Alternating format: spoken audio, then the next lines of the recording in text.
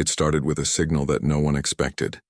On a quiet night in 2146, the deep space listening stations picked up a broken message filled with panic and fear. The sound was faint, filled with static, but the words were clear enough to make every operator freeze. It was a voice begging for help, a human voice. No one knew where it came from at first. It wasn't any known colony, not any of the active outposts. The coordinates didn't match anything in the Union's star maps. When the technicians cleaned the signal and traced it, what they found shocked the world. The message came from a planet once known as Yria, a lost human colony that disappeared more than 100 years ago. Yria had been part of one of humanity's first waves of space colonization. The old record said the colony ship went missing after a solar flare cut its communication link. Most people believed it was destroyed or abandoned. But now, after so many years, the lost colony was calling out again, not for reunion but for rescue. The message repeated every 2 hours. The same trembling voice said, "Please, if anyone can hear us, they've taken our cities. They're burning everything. We need help." It sounded like pure terror. The scientists and military officers who heard it couldn't believe it. Many thought it was fake, maybe an old signal bouncing around space or a trick by pirates. But the analysis confirmed it. This was live. It was happening now. The people of Yria were still alive and something was destroying them. When the news broke, Earth fell silent. Every news network showed the same haunting audio. The voice of a woman crying for her children, explosions in the background, then silence. It spread across the colonies and space stations. For the first time in decades, humanity felt something it had almost forgotten: connection. The people on Earth, Mars, Titan, and the outer stations all realized that somewhere far away, their own kind were dying, begging for help, and no one had gone to them in time. Meetings were called at the highest levels of government. The Terran Union Council gathered to discuss the situation. Some politicians argued that it was too far, too dangerous, that the Union's fleets weren't ready for deep space combat. Others said it didn't matter, these were humans. They might have been forgotten by history, but they were still part of humanity. The room was divided until Admiral Rian Keller stood up and said, "If we abandon them, we abandon what makes us human." That one sentence changed everything. The Terran Union voted to launch Operation Dawnfire, the largest rescue mission in modern history. Within days, old factories started working again, shipyards lit up, and soldiers began to prepare for a journey few expected to return from. Engineers worked night and day to ready the warships. Families came out to wave goodbye as fleets rose from the oceans and ascended toward orbit. For the first time since the end of the old wars, all nations stood together under one flag. Earth had remembered how to unite. But even as the fleets formed, no one truly knew what they would find. The intercepted fragments from Yria painted a dark picture. The attackers called themselves the Vracul, an alien species unknown to human science. They moved like shadows, using strange energy weapons that left cities in ruins. Survivors spoke of towers that appeared overnight, ships that blotted out the sun and people taken away, never to return. The Illyrians had no military, only old colony ships and farming tools. They were defenseless. Meanwhile, the scientists studying the signal found something chilling. Hidden in the background noise of the recording were other sounds: mechanical clicks, deep growls, and an alien language repeating the same word again and again. The linguists translated it roughly as harvest. The Vracul were not invading for conquest.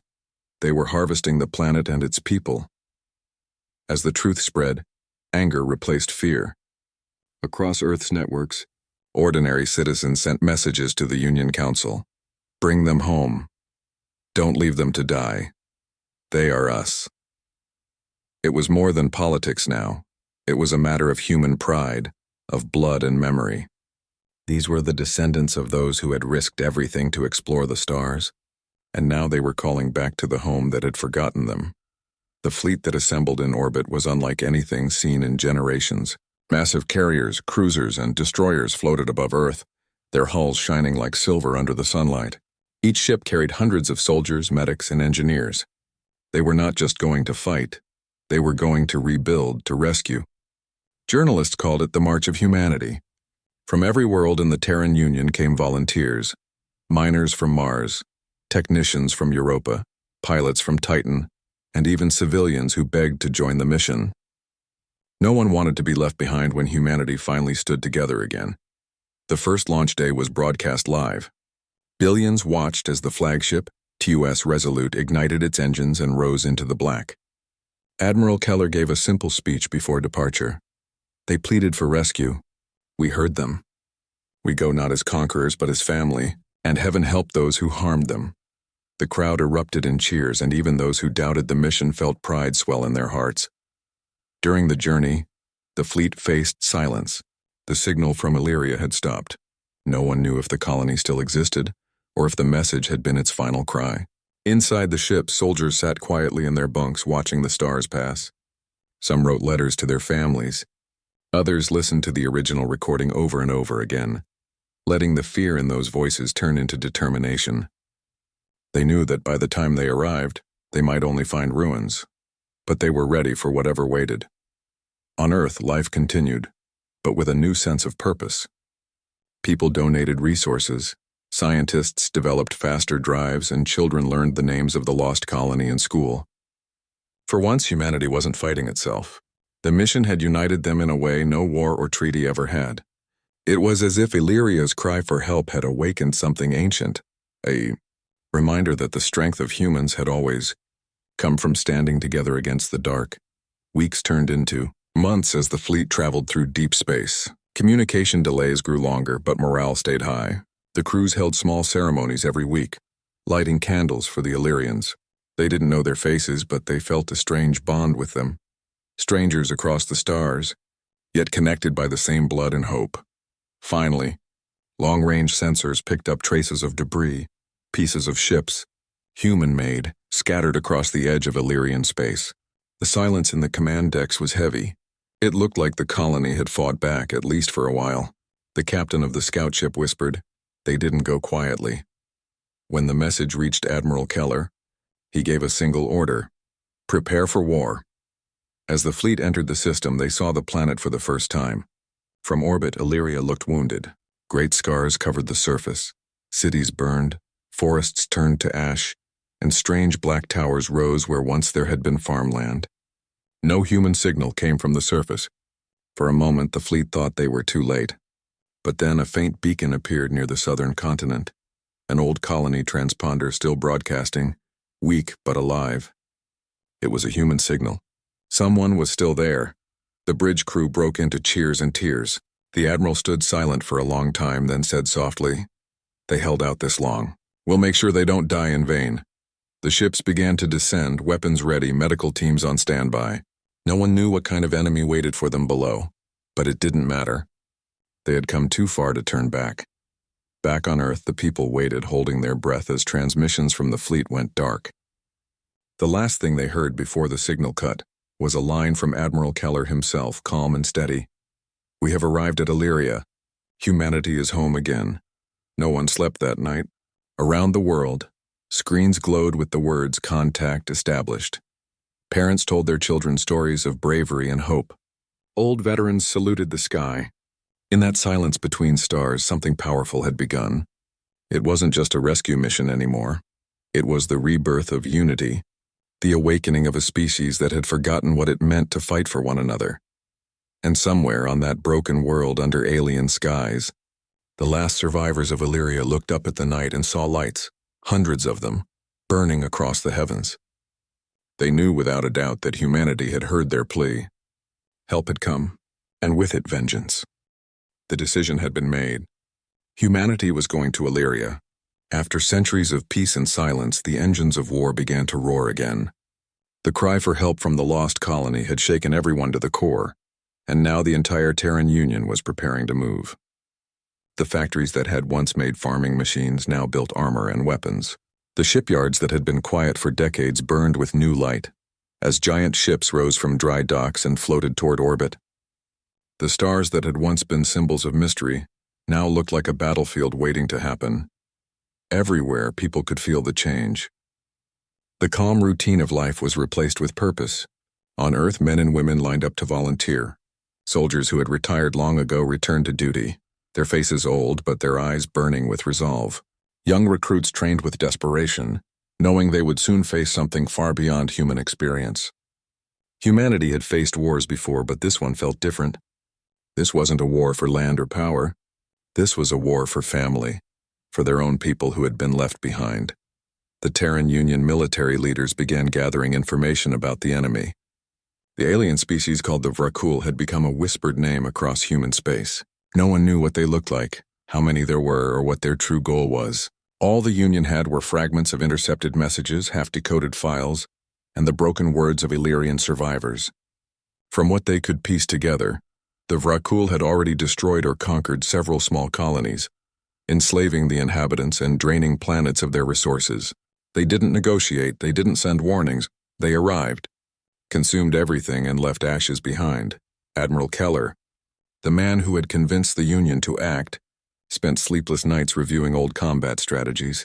He knew the human fleet was strong, but he also knew this war was going to test them like never before. "They think we are weak," he said during one of the command briefings. "They think we've grown soft because of peace. They think they can scare us into silence. Let's show them what humanity does when its children cry for help." The officers around him stood in silence, the weight of his words sinking deep. The call for unity spread across the stars. Even the smallest colonies sent help. Cargo ships were converted into medical vessels. Mining ships were turned into armored carriers. Engineers worked day and night installing weapons on anything that could fly. The people didn't wait for orders, they acted. It was as if the entire species had remembered something ancient that had been buried under years of comfort and disconnection. They remembered how to fight for each other. On Mars, the great forges burned red again. The planet's thin skies glowed with the light of construction as thousands of workers built dropships and ammunition by hand. Many of them were descendants of soldiers who had fought in the old Martian independence wars, and now they worked together with Earth-born engineers like brothers. "No colony stands alone," one of the banners read. It became a saying repeated everywhere, painted on walls, printed on ship hulls, and whispered by soldiers before sleep. Meanwhile, in the outer colonies, life changed overnight. On Titan, children watched as the skies filled with silver ships heading toward the stars. On Europa, ice miners built launch platforms out of frozen cliffs, sending fuel tanks toward the waiting fleet. Every world felt part of something bigger than itself. For once, humanity wasn't divided by distance or politics. It was united by purpose. The fear of the unknown enemy was real, but the pride of standing together was stronger. Inside the military academies, training programs were shortened. Recruits went through weeks of intense drills that usually took months. Simulators ran nonstop, showing possible battle scenarios against unknown ships. They practiced zero-gravity combat, alien boarding defenses, and emergency evacuations. The instructors were old veterans who had once fought in human wars, and they reminded every soldier of what they represented. "We don't fight for conquest," one captain said. "We fight because no one else will come if we don't." As the fleets formed, communication channels buzzed with energy. Ship captains coordinated formations, engineers checked engines, and medics prepared supplies. Some of the ships were massive, floating cities with thousands of people aboard. Others were smaller, fast attack vessels meant for hit-and-run missions. Together, they formed the largest armada in human history. It was a sight so powerful that people across Earth gathered just to watch it rise into orbit. Still, not everyone felt confident. Many scientists and civilians feared the unknown. What if the Vra'kul were too powerful? What if humanity was marching to its doom? But whenever doubts grew, they looked back at the message from Yria, the desperate plea for help, the sound of explosions, the voice fading into static. That memory burned away fear and replaced it with anger. It reminded everyone why they were doing this. The Union propaganda machine began to work too. Posters and broadcasts spread across the planets, showing images of Illyrian children being lifted from the ruins by human soldiers, or the slogan, "No cry goes unanswered." Even though much of it was imagination, it gave people hope. It reminded them that this wasn't just about revenge, it was about redemption. Among the people, there were stories of personal loss that fueled the mission. Some families discovered they had ancestors who once lived on Yria, people who had vanished without explanation. Now their descendants were joining the fleet to bring justice. Others had lost loved ones in earlier space conflicts and saw this as their chance to make a difference. It wasn't just soldiers who were preparing. Doctors, engineers, and even artists volunteered to go. One musician from Earth composed a song called The Long Way Home, which became the unofficial anthem of the mission. It played on every space station, echoing across the void as ships left orbit one by one.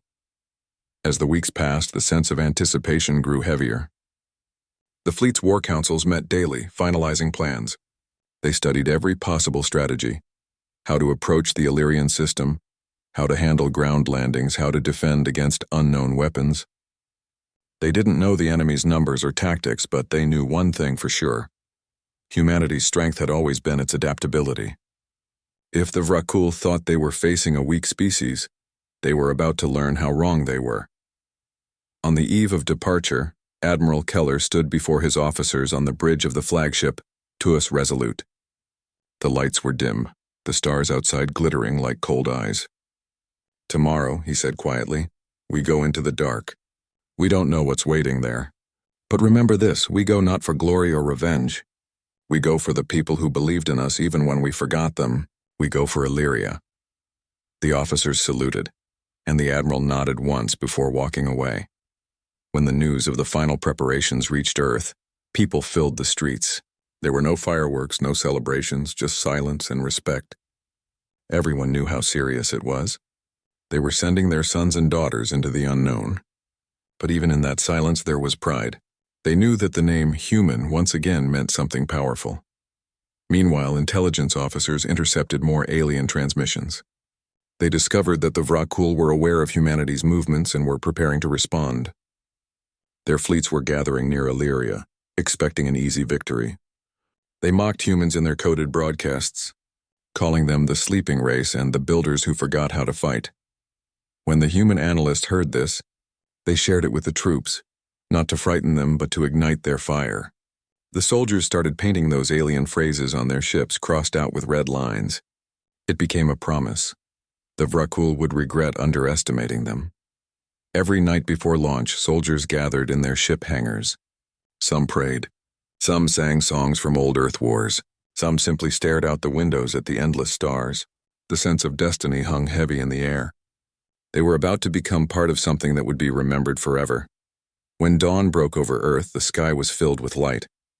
Hundreds of ships rose in formation, their engines glowing like blue fire. The sound of them leaving the atmosphere echoed across continents. The people watching below felt tears in their eyes, not of sadness but pride. Humanity was awake again. The news channels called it the Gathering Storm. And that was exactly what it was. A storm made of steel, courage, and unity. As the fleet disappeared into the darkness of space, the people left behind whispered the same words: "Bring them home." The mission had begun, and there was no turning back. The Vra'kul had no idea what was coming. For generations, humanity had built, created, and dreamed. But now the builders had become warriors once more. They were not going to Yria just to save a lost colony. They were going to remind the galaxy what it meant to anger humankind. And somewhere far beyond the stars, the Vra'kul prepared for war, unaware that the force moving toward them carried not just weapons but the full weight of a united species.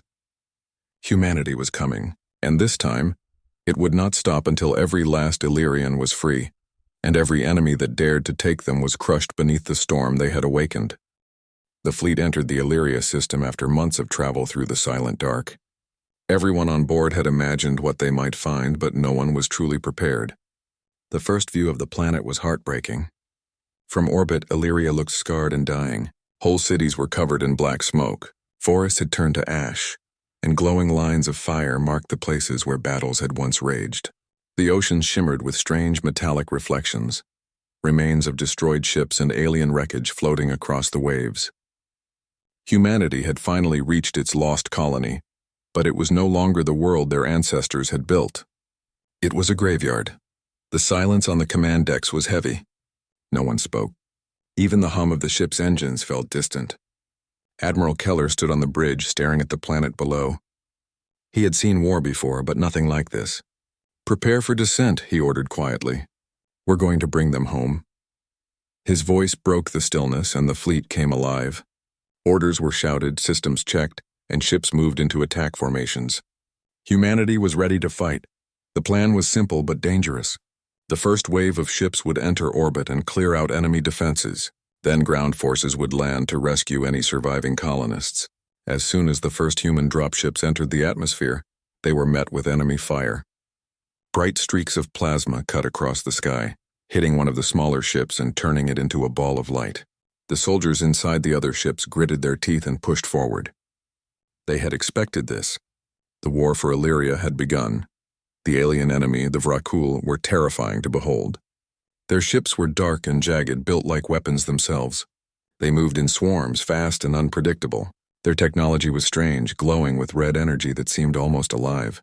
When the first Vra'kul cruisers rose to meet the human fleet, the battle lit up the sky. Human rail cannons fired massive projectiles that tore through enemy hulls. Explosions spread across the upper atmosphere as the two forces clashed above the dying planet. Inside the TUS Resolute, Admiral Keller watched as reports flooded in. Target 1 destroyed. Enemy formation breaking. We've lost 3 destroyers near the equator. The chaos of battle filled the air. Even though the humans were outnumbered, their precision and coordination gave them the advantage. Every ship fought like it was protecting its own home world. The Vra'kul soon realized this was not the weak species they had imagined. Humanity had come prepared. Down on the surface, the first landing teams hit the ground hard. The soldiers stepped out into a wasteland of broken cities and ruined skies. The air was thick with ash and the smell of burning metal was everywhere. They moved through the ruins, weapons ready, calling out for survivors. For a long time there was nothing but silence. Then, from beneath a collapsed building, a small group of Illyrians emerged, dirty, thin, and terrified. Their eyes filled with disbelief as they saw the soldiers in Terran armor. One of the survivors fell to his knees and whispered, "You came." The words spread through the comms, and every soldier who heard them felt a surge of emotion. They had made it in time. The rescue operation began immediately. Medics rushed forward, giving water and medical aid to the survivors. Some of them had been hiding underground for months, living on scraps running from patrols of Vra'kul soldiers. They told stories of how the aliens had arrived without warning, destroying everything in their path. Anyone who resisted was taken away or killed. The survivors didn't even know if the rest of humanity still existed. They had believed themselves completely alone. Above them, the battle raged on. The human fleet pushed deeper into enemy lines, using new tactics that the Vra'kul couldn't predict. Earth's engineers had designed their ships for flexibility, and now that creativity paid off. Smaller ships darted between larger ones, striking weak points and vanishing before the aliens could react. The sky looked like a storm made of light and fire. Every explosion was a statement. Humanity had returned, and it would not back down. On the ground, the soldiers fought street by street. The Vra'kul ground troops were monstrous. Tall, armored creatures with claws and glowing eyes. They moved in silence, communicating through strange clicks and pulses of light. But the human Marines met them with equal ferocity. They fought not just for victory, but for the people they were rescuing. Every street corner, every broken building became a battleground. The sound of gunfire and alien shrieks filled the air, mixing with the cries of civilians being pulled from hiding. One of the young soldiers, Private Lena Hart, became a symbol of hope. During the assault on one of the destroyed cities, she found a group of children trapped inside an old-school bunker. Despite heavy fire, she carried them out one by one, refusing to retreat even as her armor was hit. When the battle was over, a photo of her carrying a crying child spread across the fleet, a moment of humanity in the middle of destruction.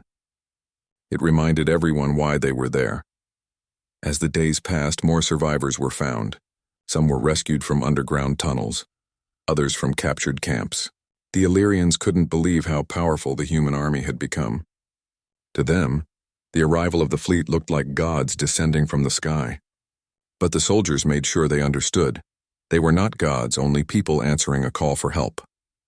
The moment the first survivors were evacuated off the planet, cheers erupted across every ship. Humanity had done the impossible. They had returned to a lost world and fought back against an empire that thought it owned the stars. Still, the victory came with a price.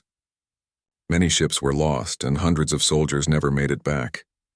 The ground battles were brutal. The Vra'kul refused to retreat, launching counterattacks with terrifying precision. Whole sections of cities were reduced to rubble again and again.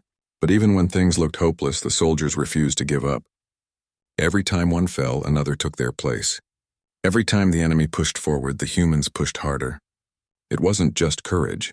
It was fury, the kind that came from seeing their own kind enslaved and broken. By the fifth day, the battle began to turn. The human fleet gained control of the orbit, and reinforcements arrived from the rear. Using orbital strikes, they destroyed the remaining alien strongholds. Fire rained from the sky, ending the occupation in a storm of light. The survivors on the ground watched as the alien towers crumbled, and for the first time in years they saw the stars clearly again. Some fell to their knees and cried. Others simply stared, unable to believe they were finally free. When the last Vracul ship tried to flee the system, Admiral Keller gave the order that would echo through history. "No mercy," he said. They had none for our people. The Terran fleet unleashed a final volley that destroyed the alien flagship in one massive explosion visible from the planet's surface. The soldiers on the ground looked up as the night sky lit up, and someone whispered, "Humanity answered." In the aftermath, the rescuers moved through the ruins, helping the wounded and securing the area. They planted the Terran flag on the remains of Illyria's capital. It wasn't a symbol of conquest, it was a promise that no human world would ever be abandoned again. The survivors gathered around it, singing old Earth songs that their ancestors had brought with them generations ago. Many soldiers joined in, their voices shaking with exhaustion and pride. The fleet stayed in orbit for weeks, helping to rebuild what little remained. Engineers restored power to shelters, doctors treated the injured, and families were reunited. The Illyrians told their rescuers stories of how they had held on, how they had refused to give up even when all hope seemed lost. One old man said, "We sent our message into the dark, but we never truly believed anyone would hear it. And yet here you are." A young Marine smiled and replied, "We always hear our own." News of the victory spread quickly through the Terran Union. Across the colonies, people celebrated, crying as they watched the footage of the rescue. Humanity had done what many thought impossible. They had crossed the stars, fought a terrifying enemy, and brought their lost family home. The world that was once forgotten now stood as a symbol of unity and strength. But even as the celebrations began, Admiral Keller knew the war was far from over. The Vracul would not forget this defeat. They had been challenged by a race they considered weak, and they would seek revenge. Standing on the bridge of his ship, watching Illyria's sunrise, he said quietly, "We saved them, but this is only the beginning." For the soldiers on the ground, the memories of Yria would never fade. The burned cities, the faces of the rescued, the friends they had lost. But above all, they would remember the feeling that burned in their hearts that day. Humanity had come together not out of greed or fear, but out of love. Love for their people, their home, and their identity. And when they left Illyria's orbit, the fleet carried with it a message written in fire across the stars. Humanity answers its own cries. And when it comes with fury. The war for Yria had been won, but the galaxy was far from peaceful. Humanity's victory shocked everyone, friends, allies, and especially enemies. The Vracul had ruled over many systems for decades without ever facing real resistance. They had destroyed countless worlds, enslaved millions, and believed themselves untouchable. But then from the small blue planet they had once ignored, came a force that shattered their pride. Humanity had not only defeated them on Yria, it had humiliated them. The Vracul could not accept it. Within weeks of their defeat, they began to gather their fleets for revenge. The war that had begun as a rescue was about to turn into a storm that would sweep across the stars. On Earth, the victory was celebrated with tears and cheers. The images of Illyrian survivors being carried to safety were shown everywhere. For the first time in centuries, all of humanity felt like one people again. But behind the smiles and celebrations, leaders knew that the Vracul would not rest. The alien empire was vast and their pride was deep. They would come back stronger. Humanity had to be ready. The factories that had built the rescue fleet continued to work day and night. The Terran Union declared a state of full mobilization. It was no longer just a rescue. It was a defense of everything humanity had built. Across the planets, people prepared for war in ways no one had seen in generations. On Mars, the shipyards expanded to double size, producing new warships faster than ever before. On Luna, scientists designed upgraded rail cannons and energy shields.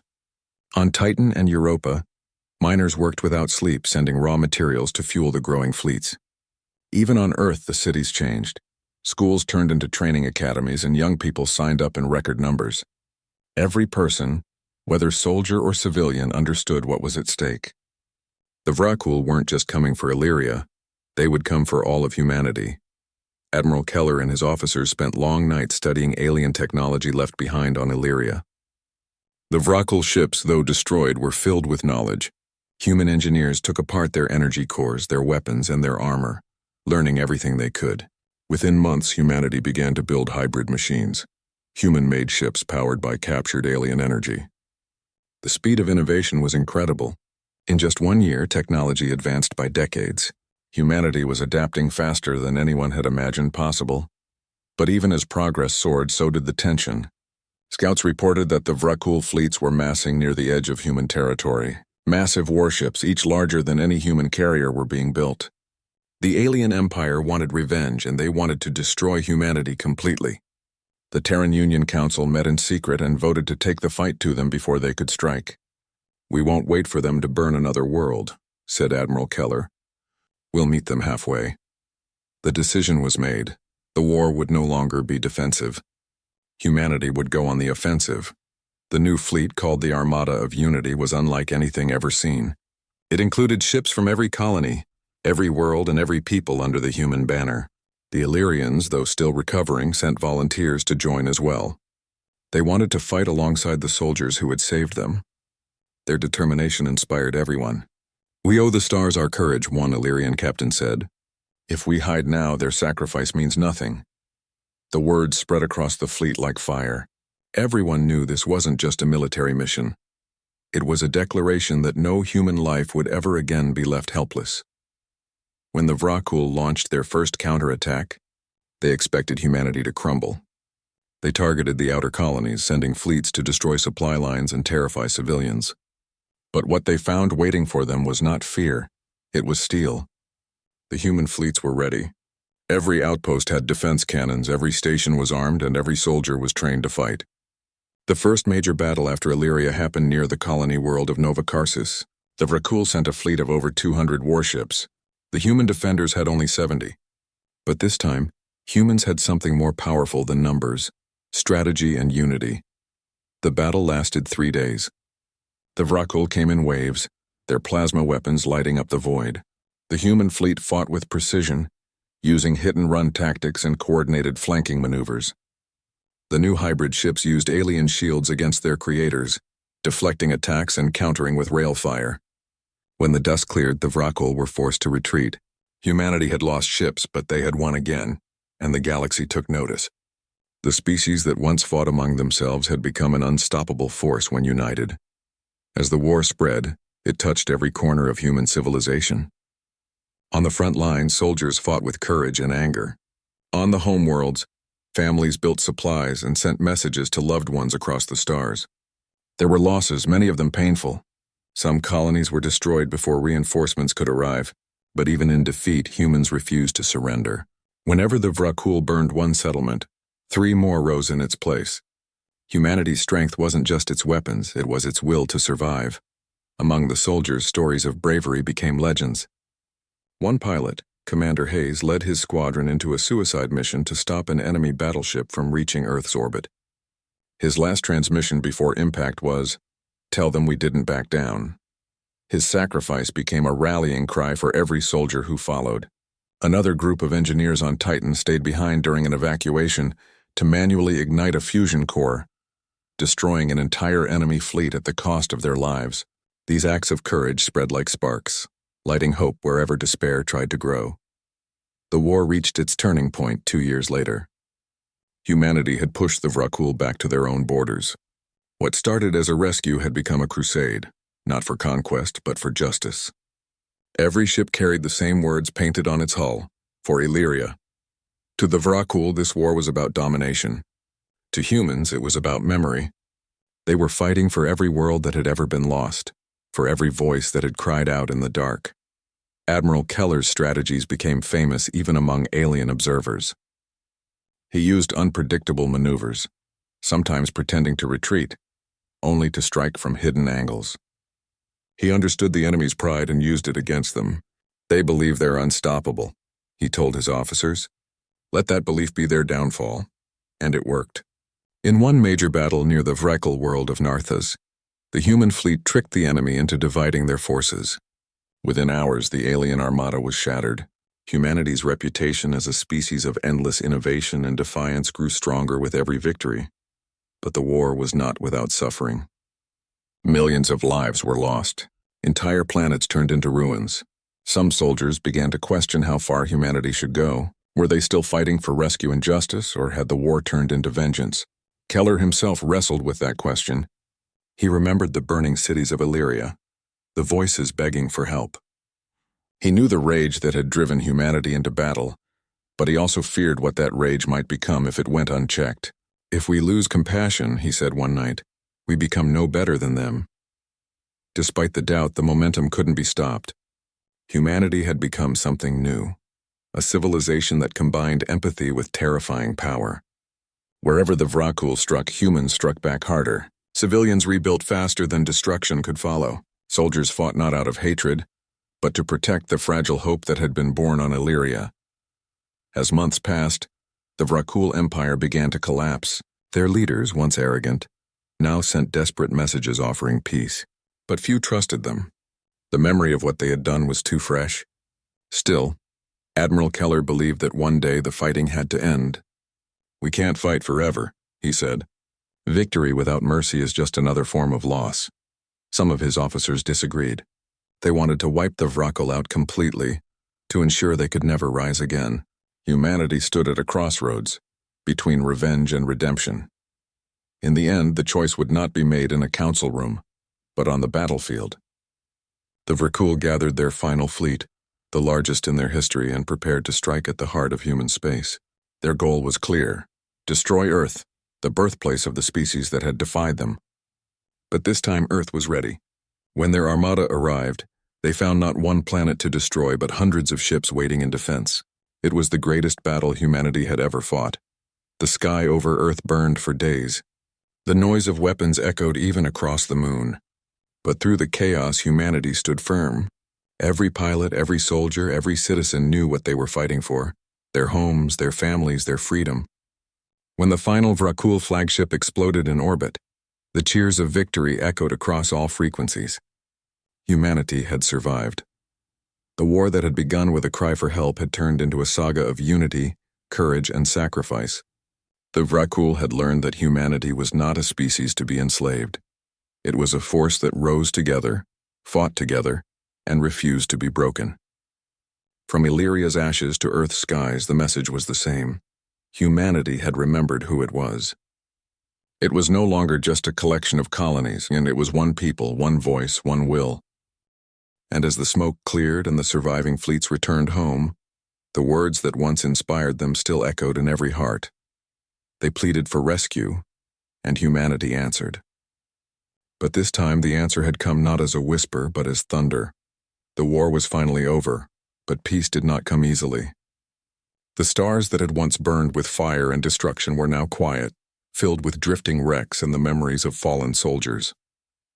Across human space, celebrations erupted. People cheered, cried, and embraced each other.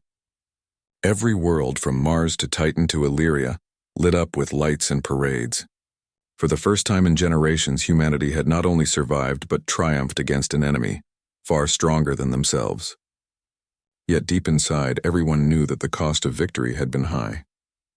Millions were gone, cities destroyed, and the scars of war ran deep across every planet. Admiral Keller stood at the bridge of his flagship, watching the stars outside the window. They looked calm, almost peaceful, but he couldn't forget what those same stars had witnessed: burning fleets, desperate battles, and dying cries. He had led humanity to victory, but now he faced a new challenge: rebuilding what was lost. "We won the war," he said quietly to his officers, "but now we must win the peace." It was a sentence that carried more weight than any order he had ever given. On Yria, the world that had started it all, survivors began to rebuild their homes. Where there were once ruins and ashes, new cities started to rise. The first structure rebuilt was a memorial, a shining tower made of silver and glass engraved with the names of those who had died in the war. Humans and Illyrians stood together during its dedication ceremony. No one spoke for several minutes. They just looked up in silence, remembering the sacrifices that made this peace possible. Children born after the war would grow up hearing stories of how the people of Earth crossed the stars to save a dying world. But peace was fragile. Many within the Terran Union wanted revenge. They believed the Vrokul should be completely wiped out so they could never rise again. Some soldiers who had lost their families carried too much pain to forgive. They demanded punishment, not mercy. Others, including Admiral Keller and the Illyrian leaders, argued for restraint. They had seen enough death. "If we destroy them completely," Keller said, "we become the very thing we fought against." His words divided opinions. The debate spread across the colonies. Justice versus vengeance. To prevent further chaos, the Terran Union organized a council meeting with representatives from every major world. Illyrians were invited as honored guests. The topic was simple but heavy: what to do with the surviving Vrokul worlds. The council chamber was silent as each side made their case. Some spoke of their burned homes and lost families. Others spoke of the importance of mercy and the chance to build a future without endless hate. When it was Keller's turn to speak, the entire hall listened. He didn't shout or make grand promises. He simply said, "We are humans. We are defined not by how we fight, but by what we choose after the fighting ends." His words spread throughout the galaxy. For the first time, the idea of a true interstellar alliance began to take shape. Humanity would not rule with fear but lead with example. They offered the Vrokul peace on strict terms. The alien empire would surrender all weapons of war, dissolve its military fleets, and assist in rebuilding the worlds they had destroyed. Many Vrokul leaders refused at first, but their people were tired of war. Entire generations had known nothing but conquest. When humanity offered peace, even their enemies hesitated. Slowly, one by one, the Vrokul planets began to accept the terms. The war that started with blood was now ending with something even stronger: forgiveness.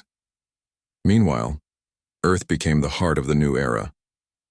The scars of war had united humanity in ways no government ever could. Nations that had once competed now worked side by side. Engineers from different worlds came together to design ships for exploration instead of battle. The same factories that once built weapons now produced engines for travel to distant galaxies. For the first time in centuries, humanity looked to the stars not with fear or anger, but with curiosity and hope. Yria, though still rebuilding, became a symbol of unity. Humans and Illyrians lived together, built schools and shared cultures. Children of both species learned each other's languages and celebrated the Day of Rescue every year. They called it the Day of Humanity, not to honor war but to remember the courage that had come from compassion. Monuments were raised not only for the fallen humans but also for Illyrians and even Vrokul soldiers who had laid down their weapons in the final days of battle. History books described it as the time when the galaxy changed, when one act of rescue turned into a war that reshaped everything. But even in peace, not everything was easy. There were still pirates, warlords, and people who thrived in chaos. Some human veterans couldn't adjust to peace. They had lived too long on the battlefield and normal life felt strange to them.